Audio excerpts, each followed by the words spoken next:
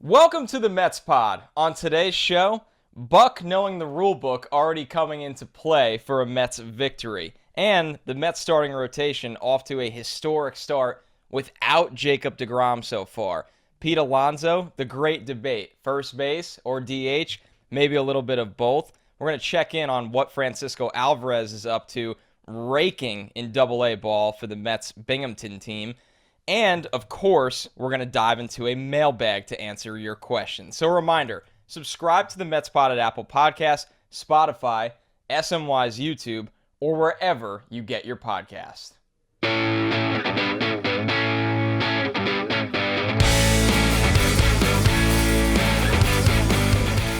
What's up, everybody? Welcome to the Mets Pod. I'm Connor Rogers, joined, as always, by my co-host, Joe DeMayo. And the Mets have taken all three of their series to start the season so far. So we got a lot to go through on today's show. Buck, going over that spring training rule book over and over again, coming into play 10 games into the season so far. The rotation exceeding expectations without their top ace in Jacob deGrom. And we're going to get into a little bit of what's going on in minor league ball as Francisco Alvarez already has 4 home runs. And we're going to get into the mailbag like we always do. So, Joe, let's bring you in. The Mets off to a really great start to this season. A lot of high notes to touch on. How we doing? How we feeling? I mean, got to be feeling pretty good. 7-3 to start through the first 10 games, win the first 3 series. I know that some people will say they're not facing the best teams, but I'll tell you this. The really good teams beat on the bad teams and just hold water against the good ones. So they'll have a challenge with the Giants this week, but hey, I mean, you can't complain about the start. I mean, you have 3 of the top 5 starting pitchers in ERA in all of baseball. Like, so far, so great. Listen, you can't control who you play, right? You just show up and go out and get it done, and that's what the Mets have done. And I think it's been interesting to notice the different ways they are getting it done right now. And let's start right there. We saw a very interesting scenario, something that we're not accustomed to seeing with this Mets team, and that was in Sunday's victory. Buck, his savvy way of having a full understanding of the rule book coming into play as the Mets, I don't want to say stole a run, because when you watch the replay at the end of the day, it looked like Dom Smith had not left third base early. But at the time, they had not been able to check that replay, get confirmation. We know Arizona was going to appeal the call, and instead the Mets send J.D. Davis, cause complete confusion. J.D. ends up stealing the base. The appeal would have been ruled off anyway. And this is just the way, and Buck said it in the presser, the little loopholes of the rule book that, Joe, I don't know how many managers in baseball would have been aware of this on the spot the way he was from the dugout. I'll say this. When we go back to the offseason, and there was all the questions when the Mets hired Buck Showalter of, is he be able to go with the analytics and the new age rules and everything? And everyone said, if Buck Showalter loses a game, he is not going to be out prepared. And that was proof in the pudding. I was at a crowded Easter dinner table, loud, so didn't really, like, the TV was on, so I was kind of paying attention. And when I saw Oliver Perez, which at the home opener, great for Ollie to get a standing ovation. That was awesome. Yeah. But you see Ollie step off and JD going to second, and I go, why is JD Davis leaving early and he's just going to get picked off? That's what I thought was happening. I wasn't aware that they were doing the appeal. And he didn't want to go to second base. Yeah. He stopped. Yeah. He stopped. I never knew this rule existed, being honest. Completely thrown off. But we said it last week when we talked to Andy and we talked about Buck Showalter. Buck Showalter has forgotten more about baseball than we will ever know. Yeah, it's true. And, you know, it's one of those things, right, where you look at it, the guys, I'm sure, during spring training, anybody that's been on any kind of team, there's always moments, drills, speeches during any kind of long camp that you're sitting there looking around and you're going, man, like, it's hard to keep attention, or some guys go, what? The odds might be, you know, we might play 1,000 games and never run into this scenario. Why are we going over this over and over again? And nobody actually comes out and says that, but it could be chatter amongst yourselves. It could be in the back of your head, but you shut up and do it because the guy has seen more baseball than anyone on this earth, it feels like, at this point.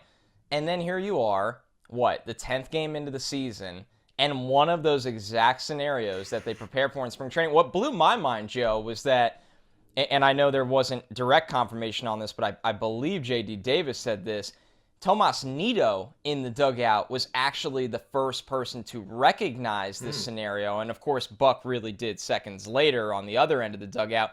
But Nido was yelling from the dugout to J.D. Davis as well. So that goes to show you that, and catchers, we know they're the most baseball alert guys, whether it's field vision, whether it's scenarios, things like that.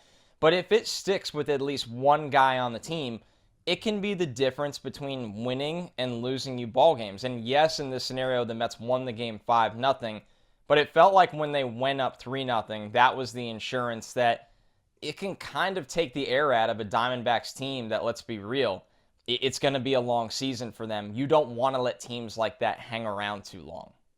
Yeah, you can't let them believe that they have a chance. And like you said, it's going to be a tough year for Arizona. I mean, you look up and down that lineup yesterday, and even someone like me that covers the minors, covers the draft, there were some players in that lineup that I did not know who they were. So it's going to be a tough year for them, but the last thing you want to do is have it be a 2 or 3 run lead where they feel that they can maybe have a comeback, especially what happened with Seth Lugo the day before. You just a 2-run home run, all of a sudden you're right back in it. So being able to get those insurance runs and make it a 5-0 lead, I think at that point had Arizona kind of feeling, all right, time to head out of New York. We're done here.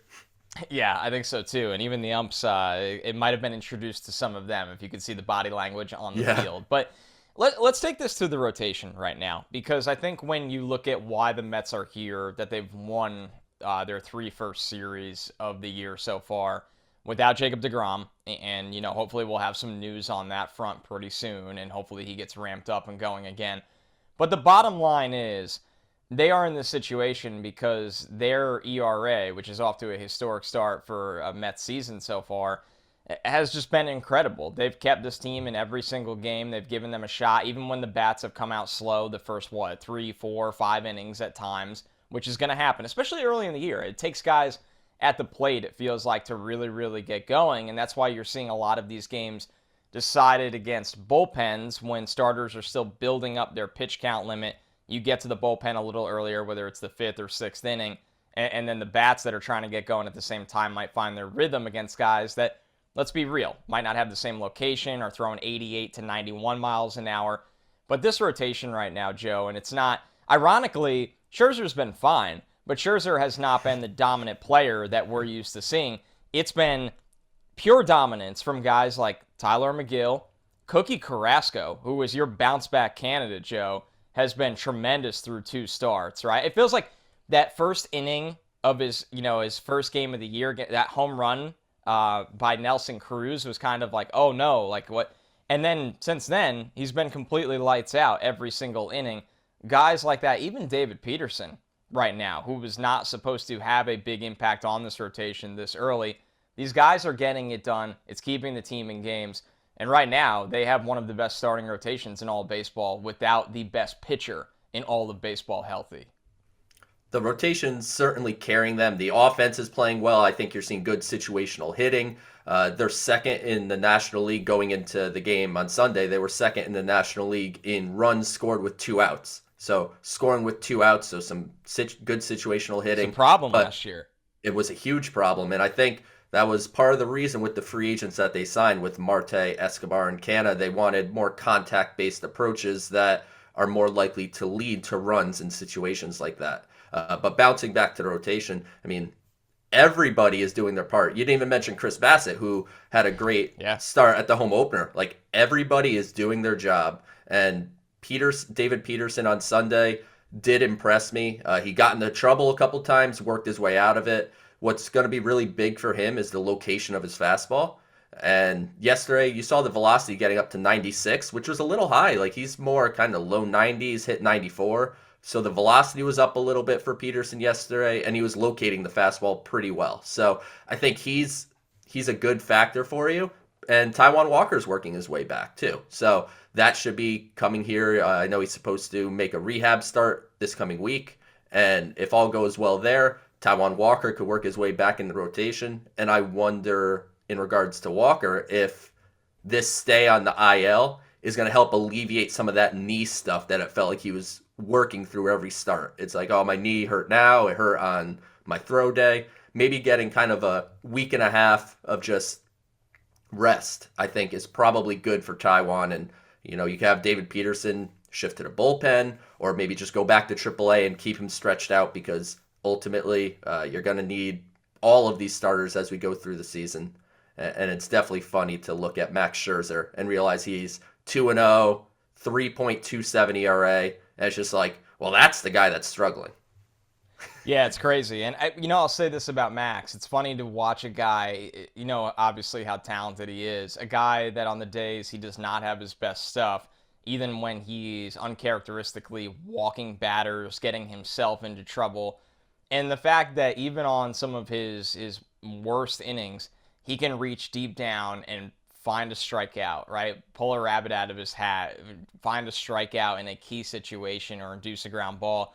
I think it goes to show you the kind of pro and the kind of player Max is, that there's going to be plenty of days that you just don't have it. But can you work through it and give your team, close to a quality start? And I think Scherzer has shown he can do that. But, when you do look at these other guys, the ascending kind of players, at least in a Megill, right? We knew this is the kind of Carrasco the Mets can get. The question was, is health going to be a long-term issue? And are those health barriers going to prevent him from getting back to himself that we saw be such a good player for Cleveland for a long time? And now we're kind of seeing these glimpses. Yes, it was 2 starts, but legitimate glimpses after having a healthy spring where he does look like that guy. And for Carrasco with the Mets, we've said this before on the show, he does not need to come here and be a hero. He does not need to come here and be a number 2. That's why they went out and gave Max Scherzer a ton of money. When Jacob deGrom is out, Chris Bassett is a dang good number 2. You're talking about somebody that was in the Cy Young hunt last year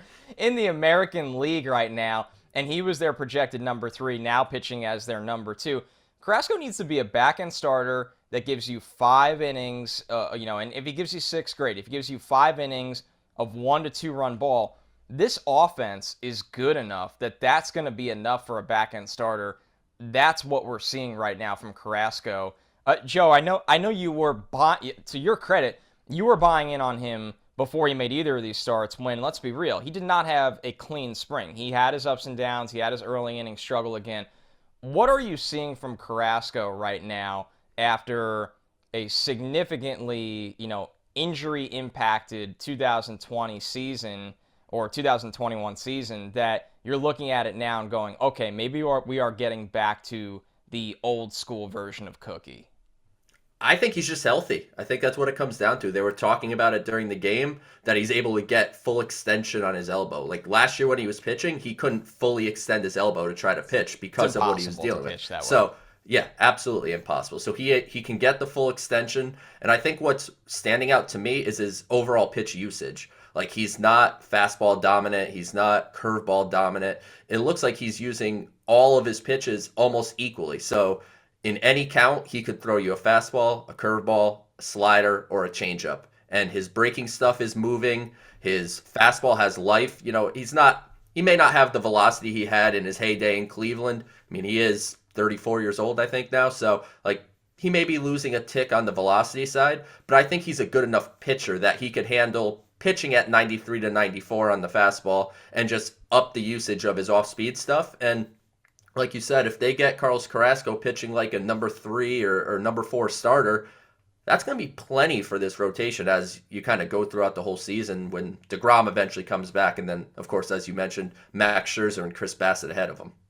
All right, last thing on the rotation here. Obviously, we got to talk about Tylor Megill, who's just kind of been an interesting player in the sense that he's changed some things mechanically. We've seen it impact his velocity in a significant way. And I think the confidence is that, it's always hard to get a read on Megill because he's so even-keeled, he's so level-headed, but I think there's a different confidence this year, and you can kind of even see it building before they announce him as the opening day starter when reporters start to say, hey, what would you think of being the opening day starter? And he kind of played it off, oh, another game, it'd be cool, whatever. And now you're seeing him go out on the mound and that kind of the stuff he's throwing with, the confidence he's throwing with, the ability of, I can go right through the order multiple times. I belong here. It's a different kind of state of mind where when you watch Megill pitch, if somebody told you that never watched baseball a day in their life or Mets baseball a day in their life, this guy was barely even a lock or a factor to be in the rotation about a year ago. Nobody even knew who he was. I mean, how did we get here with Megill? And once again, this is playing our classic game on the Mets pod of the overreaction game early in the season. But when you look at Megill, this is a rise that seems meteoric at this point. When you just watch how he's getting the outs, not just the numbers on paper. When we interviewed Tylor Megill last year for Mets Perspective, back when he was in the minor leagues, it is not the same person that I'm hearing speak today. And that's 1 year later. I mean, like you said, his confidence level has changed.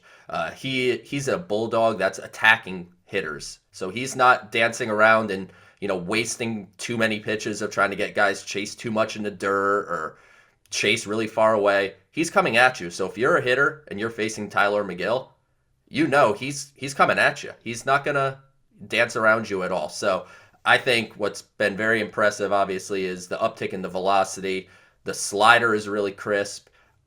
I think it's just a rise of a guy that no one expected. And, this time last year, I had written about Tylor Megill on SNY.TV as a prospect who could potentially crack the bullpen this year as maybe a multi-inning reliever. And here we are, a year later, and he's a guy that, honestly, is probably a mainstay in the rotation. I know, like you said, it's early, overreactions, et cetera, but you could just see it, that this doesn't feel like a guy that's just had a couple good starts and he's just going to fade back.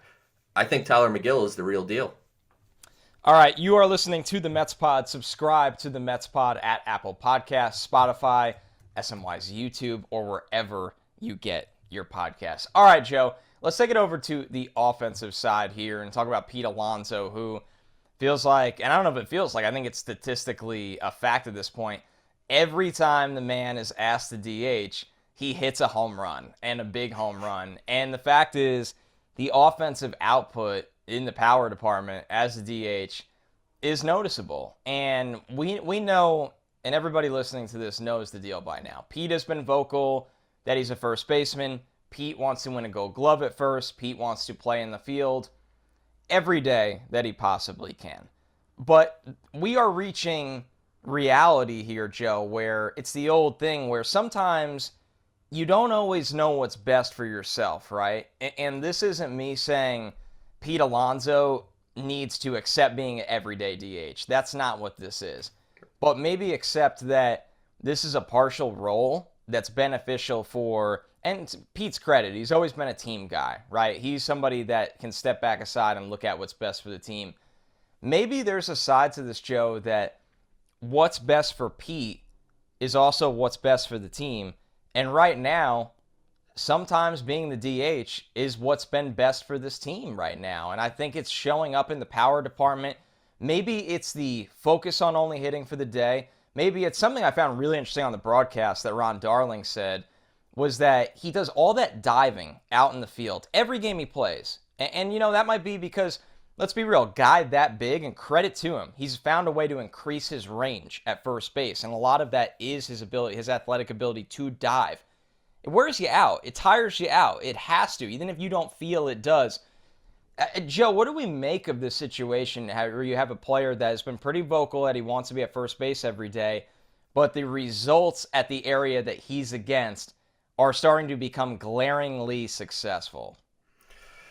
I think Pete does have to accept the fact that DH to some degree is going to be a part of his role. And if nothing else, that's to get Dom Smith in the lineup. And, obviously Dom's not off to the hottest of starts, but I think many believe that Dom Smith is going to bounce back in 2022. And if that's the case, then that's the spot you want Dom in the lineup. I personally don't want to see too many lineup cards this year that say Dominic Smith left field. There's got to be something going on that puts him in the outfield. He is the first base. Yeah, exactly. He should basically never be there unless he has to. So I think Pete does have to accept the reality that DH is something that he's going to be good at, obviously, but he's also not bad at first base, despite that one game where he made the 2 errors in that inning. to the point where he can't be playing first base. I mean, he's made a ton of good plays since then. So I think he can handle first, and I think he wants to play first. But to your point, Pete Alonso is about the New York Mets over Pete Alonso. So if Buck tells me he's a DH that day, he's going to, hang out on the bench and maybe hit a home run every single time he's a DH. I mean, he's on that rate so far. So until that stops, maybe he'll hit a home run every day he DHs. Yeah, I think it's just one of those scenarios where, there's obvious success here, and maybe it's, maybe it's a flash in the pan, right? Maybe that at the end of the day, we look at Pete's numbers after a 100-game sample size, and we go, you know what? He's not that much better when DHing. There's really no difference. He's vocal about playing first base. He's a leader of this team. Honestly, one of the faces of the franchise, especially a homegrown talent in an era where there's nothing wrong with this. We love it as Mets fans, but this is an era where a lot of the Mets star talent has been brought in externally, whether it's the trade for Francisco Lindor, signing Max Scherzer, all these moves. And there's something special about a homegrown talent that loves playing in New York, has really taken on that feeling of the city and embraced that, not just on the field, but all the charitable work that Pete does off of it with the city and first responders. So I think there's something where you want to respect, his wishes to be an everyday player in the field. But what we can say is, and this is how our show began, I think Buck Showalter knows what's best and knows what's best for his players, even if they're not going to always agree with that at the time. And we're going to let that situation play out. All right, a little break from the big league club. I think we have to talk about your boy Francisco Alvarez at this point every single week here, Joe, because this is a start that I don't even know you could have predicted at this point, being, I believe he's the youngest player in the Eastern League right now, which is truly absurd. It feels like wherever this guy plays, he is the youngest player of that league, and you'd never know it with the mammoth home runs he's hitting at this point. Does not look lost at all, especially from the highlights we see at the plate. Now, we know we're going to talk a little bit about being a catcher and how that's going to be a work in progress, but 4 home runs already in this young season. What's the lowdown on Francisco Alvarez, who is not only the Mets' top prospect, but arguably, I don't even know if it's arguable at this point, he is a top prospect in all of baseball and a catching prospect that we have not seen this kind of power at that position in quite some time.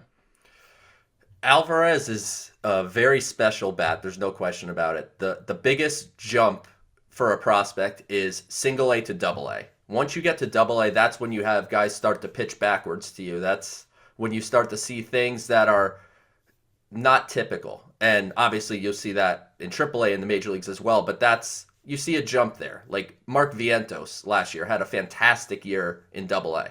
But if you look at his first month, wasn't so hot. So there typically is an adjustment period. Francisco Alvarez just doesn't seem like he needs adjustment. I mean, it's a guy that if he hits a ball, the home run that he hit on Sunday, his 4th of the year, it looked like he hit an infield fly. It just carried. And it just kept going to right field. The power is unreal. I mentioned it last week. It's a 70 grade power. So from an offensive side, even at his young age of 20, which you mentioned, the youngest player in the Double A Eastern League, he's routinely been amongst the youngest players in the league every level that he's played so far. The bat is going to play. The bat is more advanced than his current age. And that leads to all the fans. I mean, I tweet the highlights. I tweet what's happening. The responses are endless of, get him up here. He's ready. They don't like James McCann. They don't like Tomas Nido, etc. Pump the brakes. The reality is he still is 20. He's doing great in Double A. And frankly, I would love to keep him in Double A for quite some time. I'm not even rushing to get him to Triple A Syracuse. He's got a lot of growth to do on the defensive side of the ball. And that is very important. I did have someone mention to me, just have him DH and figure out the catching as you go. You don't want to do that. You want to develop your catcher of the future, which means you need to develop on the defensive side of the ball, which is leadership, which is being able to position everyone on the diamond. I mean, when you're watching games, you watch James McCann get up and point to this guy to move there. Like, you have to be able to direct all the other players on the defense. You need to be able to handle a 12, 13, 14-man pitching staff, know what everybody throws, know what they like to throw in certain counts, be able to call games on top of pitch framing, on top of blocking balls in the dirt. Catching, there's a lot involved in the defensive side of the game, and Alvarez just needs more time. It's not a lack of ability. It's not that he can't do it. I'm not looking at him like I look at some of the bad catchers in baseball by any means. It's just he's a 20-year-old kid that needs a little defensive seasoning. And I go back to Yadier Molina. There's no comparison between the defensive prowess of Yadier Molina and Francisco Alvarez. Or so anyone. I'm not saying that. Or anyone. Yadi is the best defensive catcher of all time. But Yadi got called up to the big leagues at 21. And at that point in time, the now best catcher in the history of the game defensively was told, you can only catch part-time because you're not necessarily ready to handle the whole big league staff on a day-to-day basis. So let's just relax, enjoy all the fun offensive highlights that we tweet out about Francisco Alvarez, but also realize that the defensive side of the game needs growth, and it's perfectly normal, too, that it needs growth. It's not, I want to reiterate that it's not a knock, because I'm sure somehow someone will spin it as me saying Alvarez can't play catcher. He can. He just needs more time and development at it, and Double A is a perfect spot for him, and I'd keep him there for, I don't know, a while. I wouldn't even be rushing him to AAA Syracuse. I don't see the necessity to do that. Yeah, I think it's tough with Alvarez. You nailed it, that I think a lot of people overlook the workload that it would be to manage an entire staff. I mean, going out there and catching Max Scherzer, understandably extremely demanding guy in terms of calling a game. And for the shortcomings of McCann, and I understand the fan base, obviously his offensive shortcomings, McCann is a very confident guy that spends so much time working with the staff, getting it right, understanding how to call a game, and obviously his arm behind home plate as well. So, yeah, there's a lot to break down there. I think Alvarez is, it's exciting and it's justified to be so excited about his hot start, but it also needs to be dialed back in that this is just a great sign in his development. Let it all play out, and his time will come, even if that's earlier than we expect. But let's get to the mailbag. So we got 2 questions we're going to get through today. The first one is from City Field of Dreams, who said, do you think Drew Smith takes over Seth Lugo's 8th inning role by May? Joe, I'll toss that one to you. I know you've been high on Drew Smith in this system for a long time. He's looked great out of the gate, while Lugo, unfortunately, does not look like the same guy we're accustomed to seeing.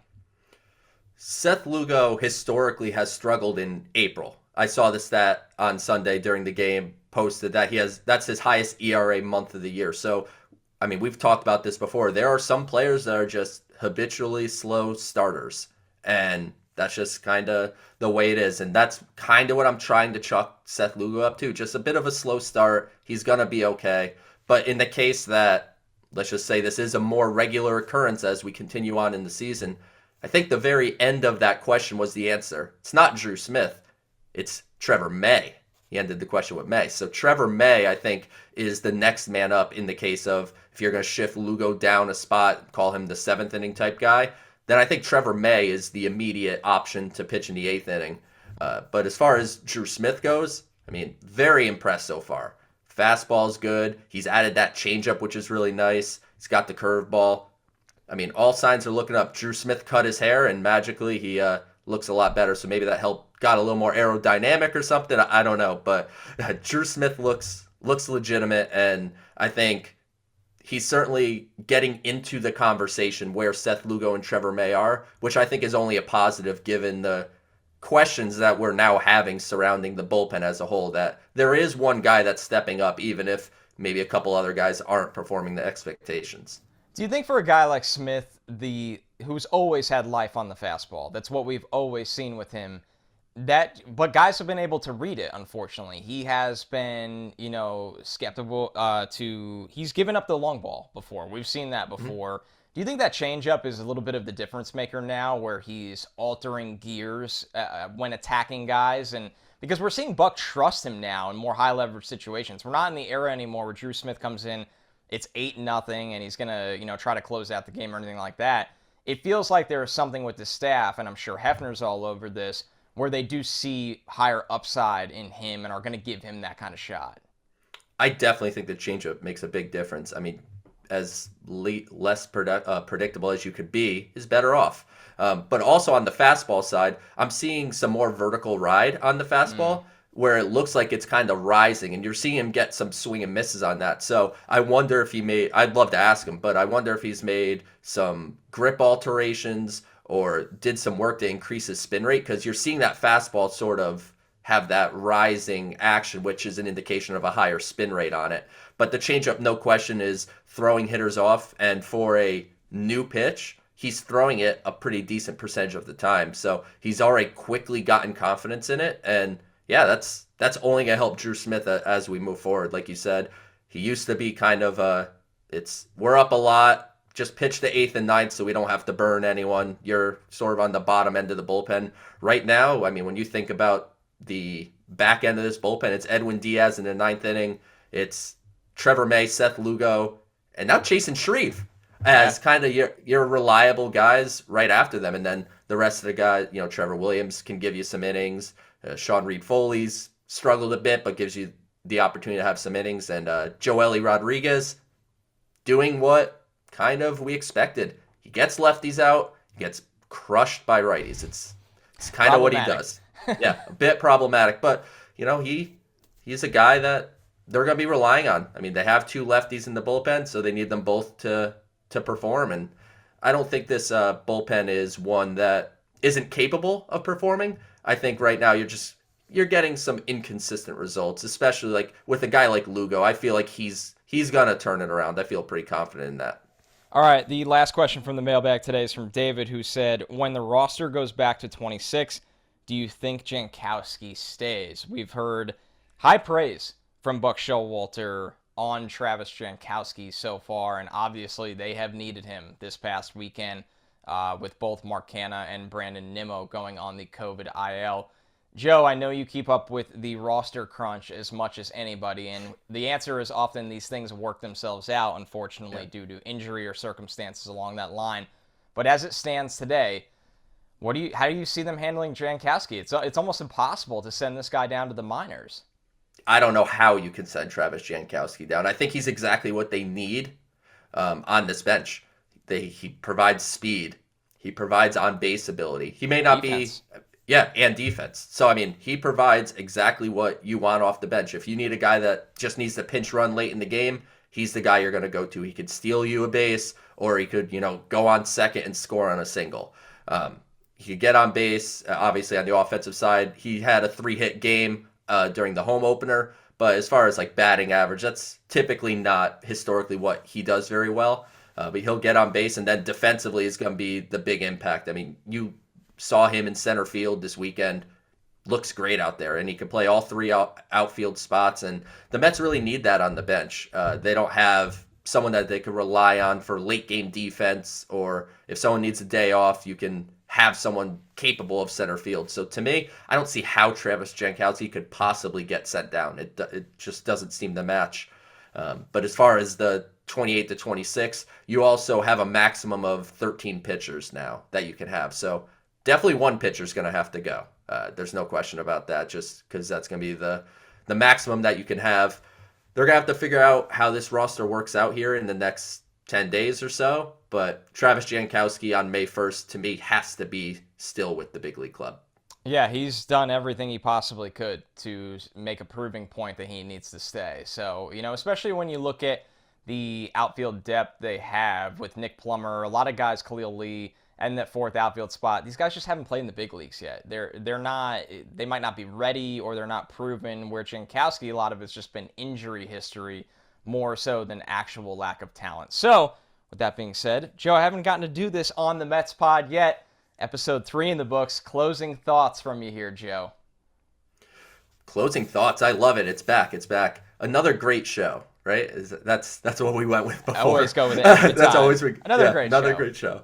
But big series this week for the Mets, facing the Giants at home at Citi Field. This is going to be their first test, I would say, from a perennial contender. So it's going to be interesting to see how that all shakes out. But so far, so good. We have the couple questions that we talked about. Pete at first base, some in the bullpen, couple things that still need to be hammered out. But as a Mets fan, you have to be happy with a 7-3 start and winning your first 3 series. I mean, that's you really can't ask for much better than that.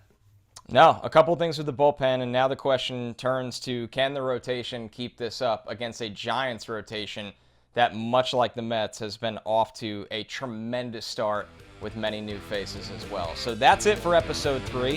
Thanks so much, everybody. And a reminder to subscribe to the Mets Pod at Apple Podcasts, Spotify, or wherever you get your shows. We will catch you next week.